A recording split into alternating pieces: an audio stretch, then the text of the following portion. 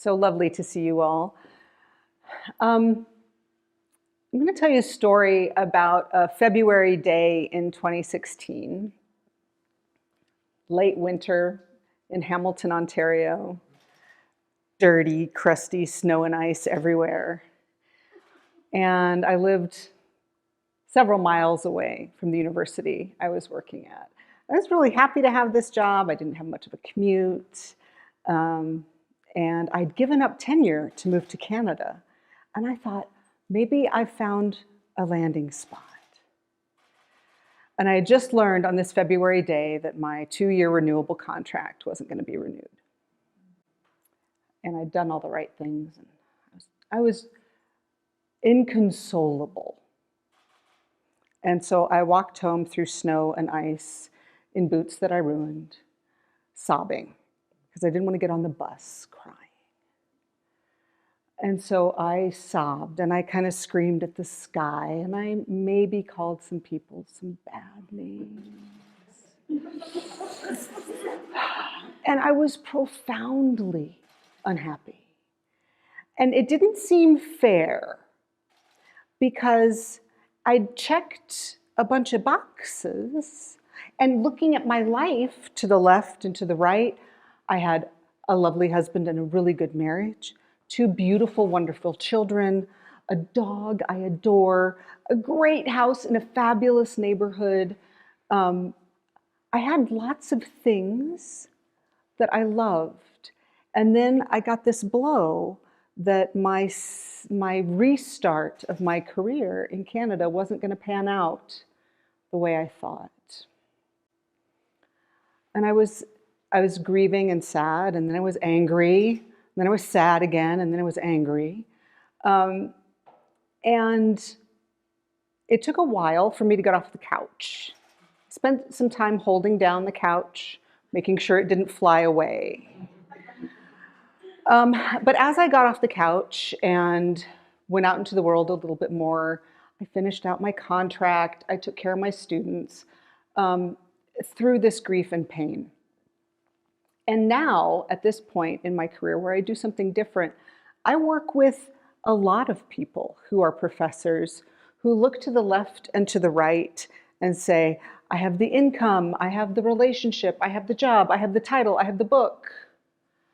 Why am I so unhappy? And I thought that having all of those things, PhD, job, tenure, book, kids, husband, dog, house, those are the ingredients for happy. And so I had them for a while and I wasn't overjoyed. And then one of them got taken away from me and I was really not overjoyed. And I'm like, I cannot pin happiness to an institution that may or may not employ me, right? My happiness cannot be their job. My happiness has to be my job.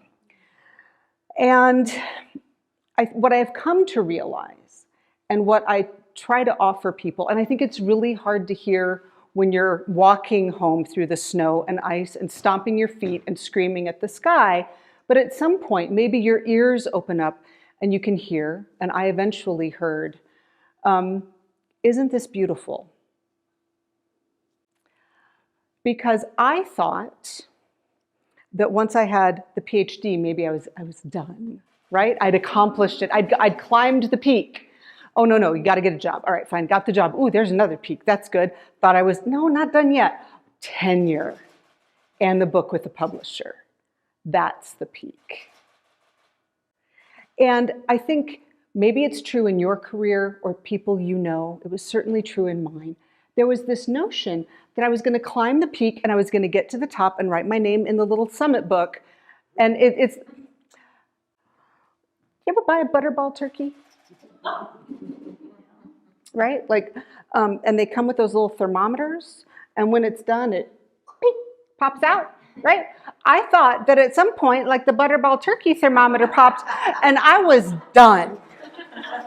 And I realized what I was so pissed and sorrowful about was that I wasn't done. And that I had to go back out into the world and do more hard things. And I did not want to do hard things. I did not want to have to change. I did not want to have to grow. I did not want to have to start over at square one. I did not want to be ignorant because I had done all of these things. I was at the top of the mountain. So trying to piece together, what is happiness if it's not checking off all of these things? What is happiness if you can't rely on an employer to treat you well and give you that beautiful community to do good work in forever? Where is my happiness going to come from? And the gift in not having my career pan out the way I thought it was going to, all of my teachers thought it was going to, all of my publishers thought it was going to, right? To have my career go completely off script is that I've left a path where, I'm not headed into the oven as a butterball turkey anymore. I'm not climbing, pick your metaphor, right? Like I've climbed lots of mountains, but you don't stop. And I think there is amazing liberation in saying, if I don't get to the top of the mountain and say I'm done, what else is there?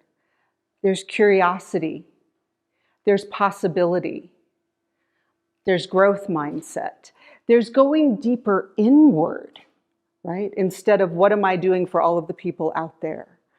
And I don't think I ever would have learned who I am had I not had my career go completely off script. And I have moved, and it did not happen overnight. I have moved from this resentful spot of, why am I not done? I wanted to be done. And because I think done comes with accomplished, professional, respected. Right? It's an arrival place. And I think there's a fallacy about the arrival space. And so I've arrived at lots of places, and I hope that we all have many destinations that we can arrive at. And we don't want to be the butterball turkey. We want to be the alpinist who continues to hit those peaks. And that's certainly what I'm looking forward to now. And the hope that I want to give people, regardless of whether your job is a delight or not, you're not done. Don't think you're done. Done is actually kind of depressing. So that is what I have to offer you today. And thank you so much.